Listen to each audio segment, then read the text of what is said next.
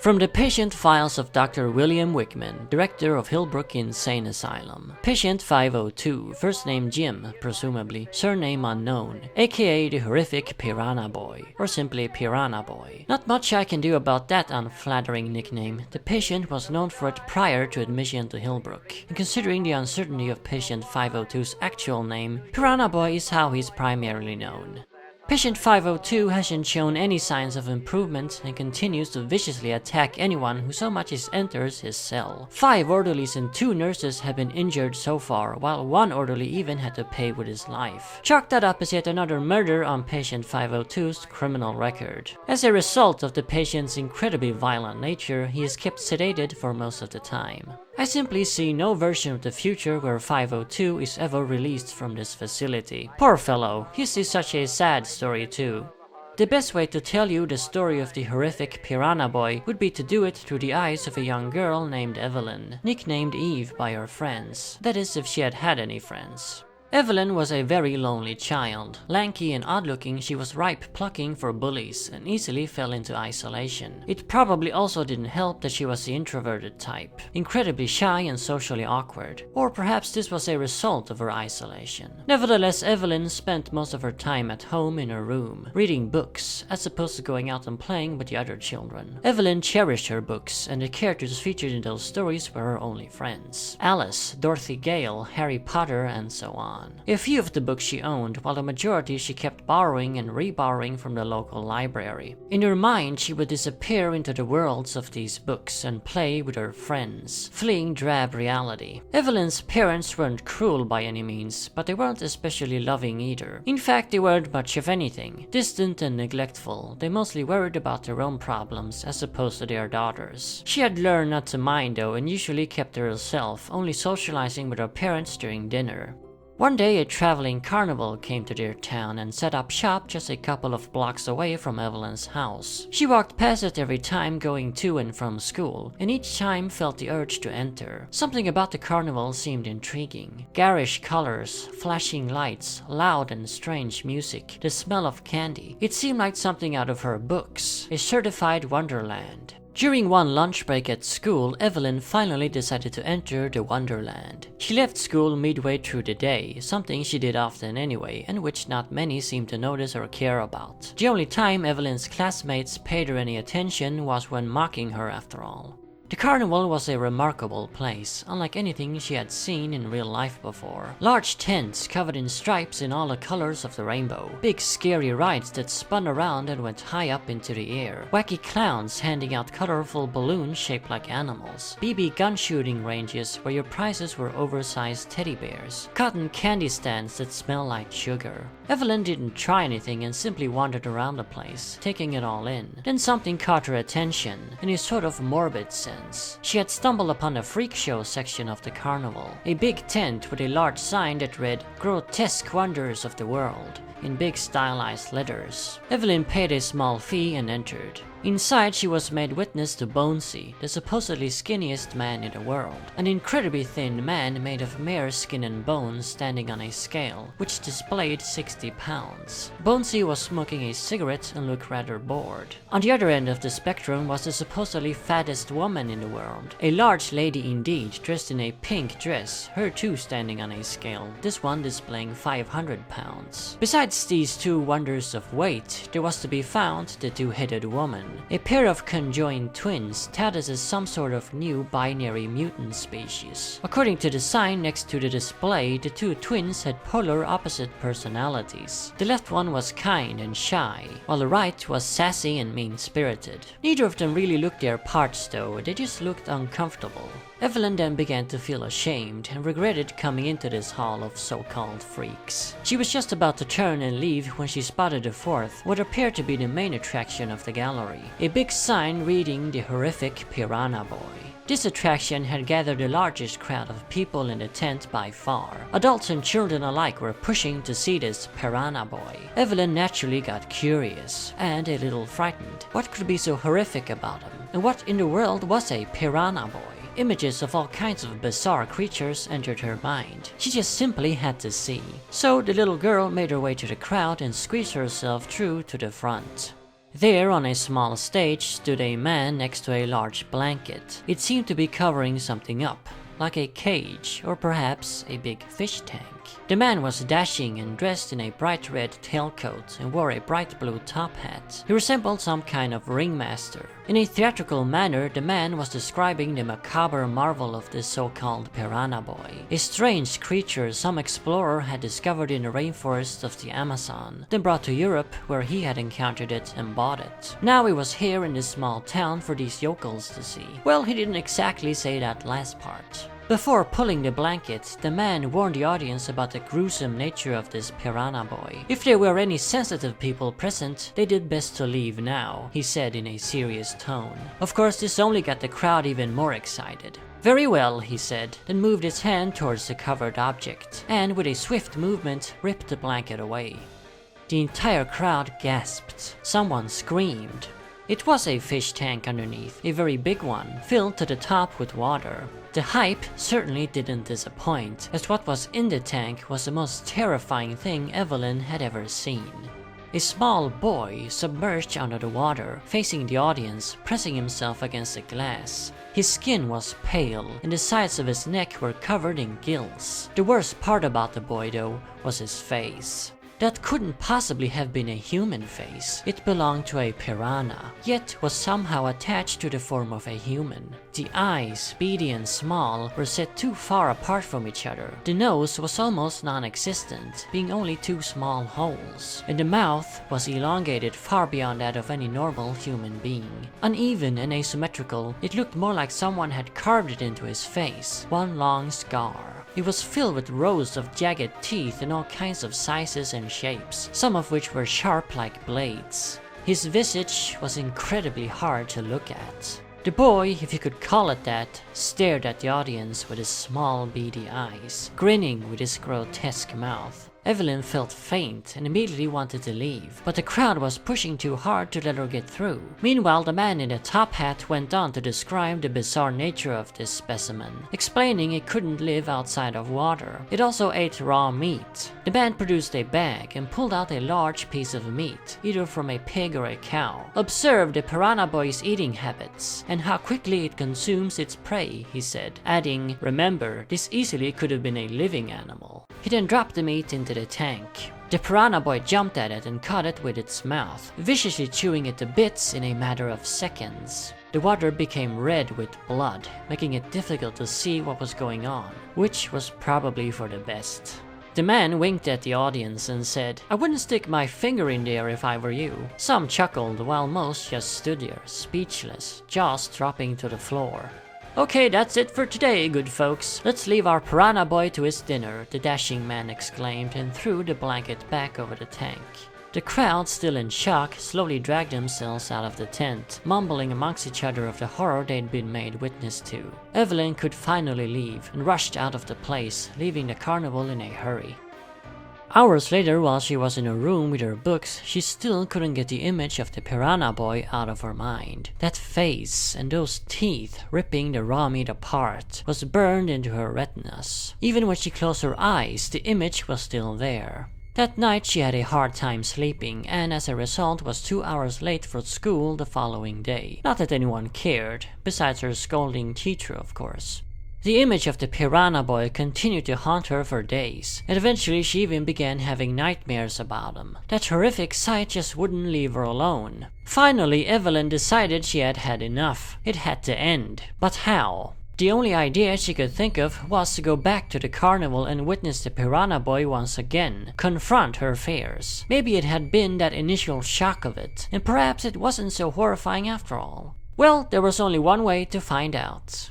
Consumed with this idea, Evelyn skipped school entirely the next day and went straight to the carnival. To her disappointment, she found that the freak show hadn't opened for the day yet. She was simply too early. The man in the top hat was nearby, tending to a booth. She considered approaching him and asking when the freak show would open, but refrained from doing so. Talking to strangers wasn't really her forte. Instead, Evelyn began to wander the place, thinking of going home again soon. Maybe she could come back later. However, somehow, while wandering, the small girl managed to slip through to the very back of the carnival unseen. She hadn't really done it on purpose. Lost in her thoughts, she just sorta ended up there. And that's how she found it. A large cage covered in drapes. Somehow she just knew the Piranha boy was in there. Where else would they keep him? It made sense.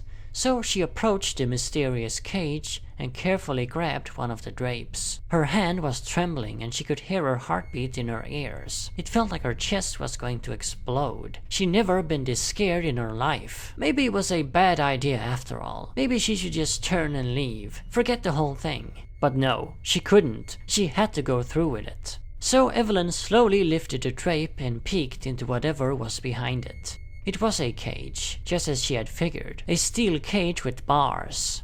Somewhere in there, in the darkness, something was stirring.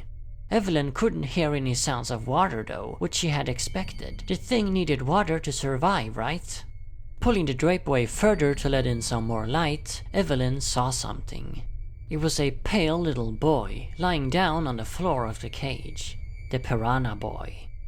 He looked up and stared right at her with those freaky eyes. She wanted to run away, but couldn't move. She was paralyzed with dread. The Piranha boy's grotesque face had an expression of surprise on it. Surprise which would soon turn into rage or maniacal glee, Evelyn thought.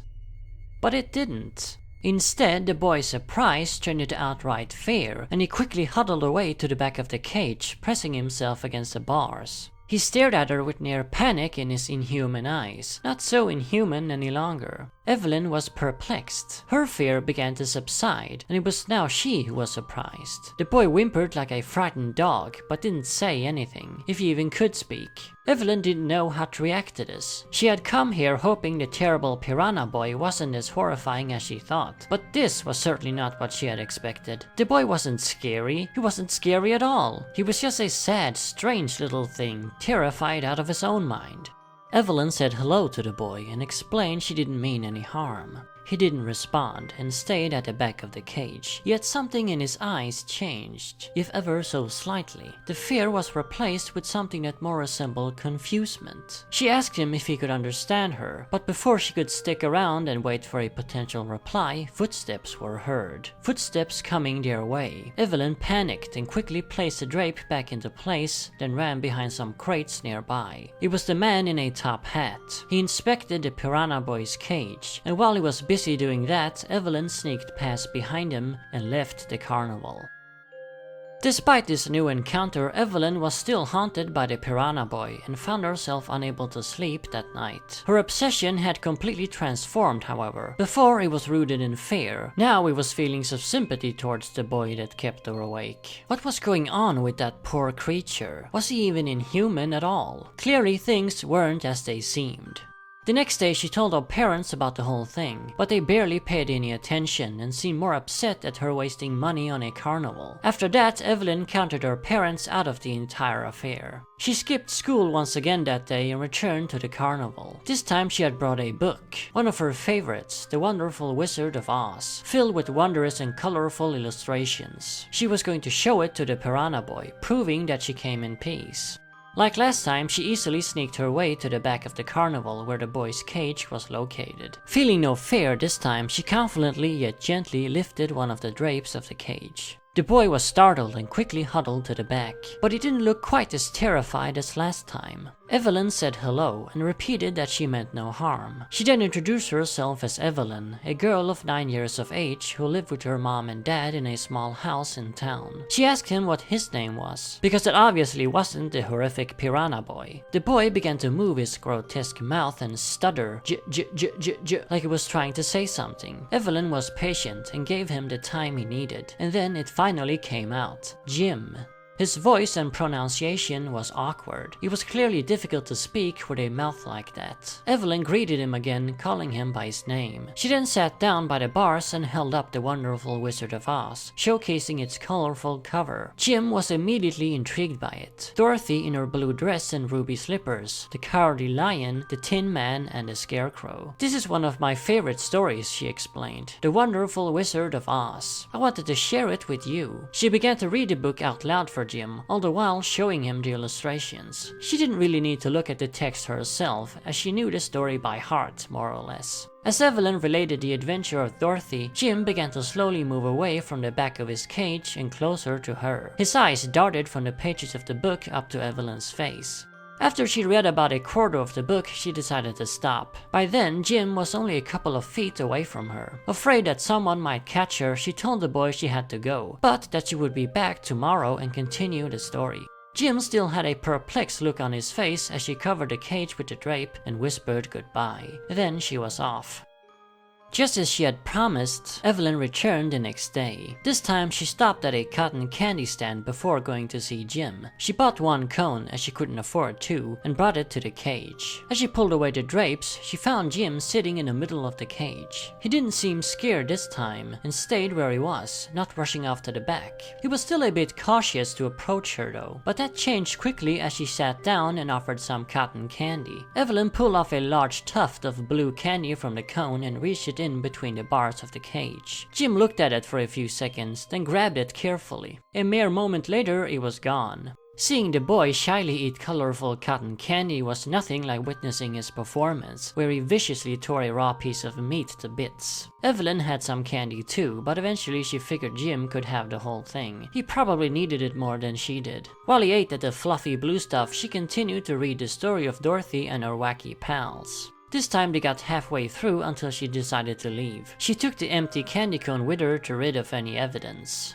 Evelyn was back the next day. This time she found Jim peering out of his cage from between the drapes. Apparently he had been expecting her. It continued like this for a couple of weeks. They plowed through several Oz books. Evelyn had to borrow the rest of them from the library, as the only one she actually owned was the first one. She got Jim to talk more and they began discussing the various characters in the books. Jim said that Evelyn was Dorothy while he was the cowardly lion. She wondered why the lion, and he felt it was pretty obvious as they were both animals with fangs. After that, Evelyn began probing about just what Jim's exact nature was. What was he? The poor boy didn't really know himself. He said he'd had this face as long as he could remember. He never had a dad and his mother sold him to Mr. Hughes when he was very young. Mr. Hughes was apparently the man in the top hat, the manager of the carnival. Mr. Hughes had used his surgical tool to carve the gills into Jim's neck, to make him look more the part, as he had put it. He then taught Jim how to hold his breath for a very long time, and also how to rip apart a piece of raw meat in a matter of seconds. Mr. Hughes kept Jim in his cage because he was afraid he'd begin to wander otherwise, and then people might see him and get scared and attack him, or so Mr. Hughes had said.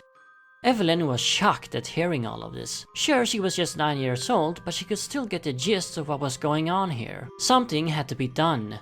That day she went home with a lot on her mind. She had to save Jim, get him away from the carnival and that horrible Mr. Hughes. But what could she do? After all, she was just a little girl. She thought about involving her parents, but then remembered how they reacted last time. They wouldn't be of any help. They'd probably just give her a curfew. Could she go to the police? They would probably help, but would they believe her? And if she came marching to the carnival with the police in tow, wouldn't Mr. Hughes pull some kind of trick? Maybe he'd hide Jim away. Maybe she'd just make things worse for him. Eventually, Evelyn came to the conclusion that she had to handle this matter on her own. She herself would go to the carnival in the middle of the night and break Jim out of his cage. Then they would escape together, go on the road, hitch to another town or something. There was no life for her here anyway. Distant parents who barely knew she existed, cruel classmates who bullied her, scolding teachers who didn't understand. Evelyn didn't have a friend in the world, except for him, and he didn't have anyone except for her. It was settled then. The two of them would start a new life together somewhere else. They would find a yellow brick road, which would take them to Oz.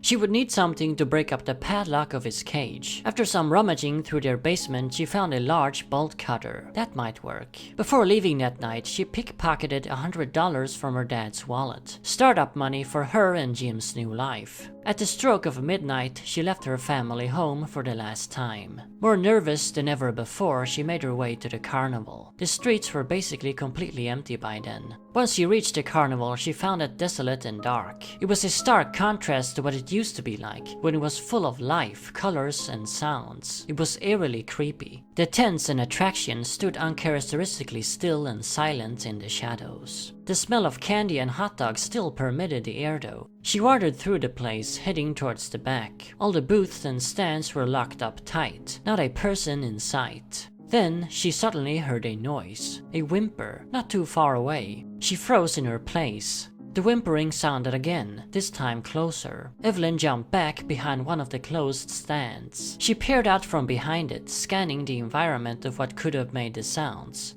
Nothing was in sight. Until a figure appeared, walking in the darkness right across on the other side of where she was. It stumbled forwards and made noises like a whimpering dog. As it got closer, Evelyn realized it was a man, and not just any man, but Mr. Hughes. What was he up to? He was holding something in his hand, some shiny object. He brought it to his mouth. It was a bottle, a see-through bottle filled with clear liquid. Some kind of booze, she assumed. She'd seen her parents drink it a few times. Mr. Hughes walked in a funny way and moaned like he was crying. He wasn't wearing his regular fancy outfit, instead dressed in just a shirt. Eventually he sat down, or practically fell down on a bench. He placed the bottle beside him and buried his face in his hands. Evelyn had no idea what was going on, but she saw this as an opportunity to move on and took it. She was almost worried Mr. Hughes was acting so strange because Jim had done something, or perhaps he had done something to Jim. When she reached his cage, she realized that thankfully wasn't the case, however. Jim was in there as usual, fast asleep too. She quietly said his name and gently tapped on the bars, trying to wake him up. He soon did, with confusement in his sleepy eyes. He rubbed them to make sure he was seeing right. Evelyn coming to visit in the middle of the night. He couldn't quite believe it, but it was true. His grotesque mouth turned into a big smile, and he almost called out her name. She quickly shushed him, however, whispering that they had to keep quiet. She then explained that he was getting out of that cage. The two of them were running away, together. She was there to set him free. He got a worried look in his eyes. Evelyn could tell Jim was feeling conflicted. News like this, coming so suddenly at this hour, how would you react? Still, she could tell he wasn't exactly objecting to her proposal, so she proceeded. Out of a bag she had brought, Evelyn pulled a large bolt cutter. She then got to work, cutting at the padlock. Jim stood anxiously in his cage and observed. Evelyn tried to do it as quiet as possible, afraid she would attract the attention of Mr. Hughes. He wasn't too far away after all, sulking in a drunken stupor on that bench. Eventually, after using much force and trying different angles, the bolt cutter was able to cut through the padlock. It fell to the ground with a loud thud, also hitting one of the bars along the way, creating an echoing metallic noise. Evelyn froze for a second and cursed through gritted teeth. She had no time to regret the noise though and had to continue with her mission. She ripped the cage's door open and stepped inside, grabbed Jim's arm and dragged him out. His steps were uncertain and awkward, but he came along. From the bag, Evelyn pulled out a blanket. She threw it over the boy's shoulders. The plan was to cover him up when it became necessary, like in places too public where people might react strongly to Jim's appearance, or if people from the carnival came after them. As the pair turned around, ready to leave, they were met by Mr. Hughes. He was standing there, right in front of them, bottle still in his hand. His eyes were glassy and bloodshot, and his shoulders slouched. He looked to be having trouble standing. The man started to slur with an aggressive tone, demanding to know what was going on. As he took a few clumsy steps towards them, Evelyn saw it. Jim did too, and he never had before. Mr. Hughes' shirt was unbuttoned all the way down to his belly, revealing his chest, and on that chest was a strange growth. A growth with the outlines of a face. A parasitic twin brother. Mr. Hughes noticed that they were staring at his chest, so he quickly took a few steps back and began to cover himself up. While he was distracted, Evelyn lifted the bolt cutter high up in the air with both hands and swung it at the man. She struck his leg, causing him to cry out in pain. She then discarded the tool, grabbed Jim's hand, and the two went running. They left the carnival in a panicked haste. Despite injuring Mr. Hughes, he was soon on their tail, and he had several other carnies in tow. Their ruckus had awoken the entire place. Evelyn and Jim went down an alley, then took another turn, and another, trying to lose their pursuers. Finally, they chose the wrong path, as they were faced with a brick wall, a dead end. In a matter of seconds, Mr. Hughes and company descended down upon them. They were cornered, nowhere to go. Evelyn noticed that Hughes had a pistol in his hand. He was waving it around and screaming, calling her a brat and other more vulgar names, too extreme for this channel. The other carnies were trying to calm him down, but he wouldn't have it. The drunken man simply shoved them away. Evelyn was panicking. This was not how it was supposed to go. She began to plead to Hughes and the group to just let them go. Jim shouldn't be locked up the way he was. It was inhuman, she said. He shouldn't be forced into doing all of those horrible things as part of his act. Mr. Hughes responded with a gunshot, then another. They echoed throughout the entire neighborhood. Evelyn fell to the ground, her body still. Blood began to trickle down a manhole. Who knows why he did it? Maybe because she was trying to steal his star attraction. Maybe because she had seen something she wasn't supposed to see. Or perhaps he was simply too drunk and had no idea what he had just done. The probable answer was most likely all of the above. Jim's frightened face transformed into a monstrous expression of rage. His hideous mouth snarled and he exposed rows of razor-sharp teeth. Before Mr. Hughes could even react, the horrific Piranha boy was upon him, tearing out his throat with his teeth. Blood splattered all over the alley and the carnies stood petrified and watched in terror. In a matter of seconds, there wasn't a whole lot of throat left. Hughes had taught him well. His entire face covered in blood, the Piranha boy rose from the corpse of his former master and turned to his audience. They all shrieked and ran away. No one really knows how long the Piranha boy stayed in that alley with his beloved friend Evelyn. But a couple of days later, the police tracked him down to the sewers. They found him there hiding out, behaving like a rabid animal. Their attempt to apprehend him cost the lives of 2 officers, and several others were injured. In the end though, with a heavy usage of stun guns and batons, they were able to subdue him. Jim the Piranha boy spent the next decade in a special home for troubled children with violent tendencies. It was no better than a carnival, as the other kids bullied him mercilessly. Constantly sedated, there wasn't much he could do about it either. Finally, at the age of 18, he was sent here. It's now up to me to cure patient 502 and drive the savagery out of him. I think I've found the solution too. All he needs is someone to treat him like a human being, show him some empathy, some tenderness and compassion. Or I can just fry his brain with electrodes again. Maybe I'll flip a coin.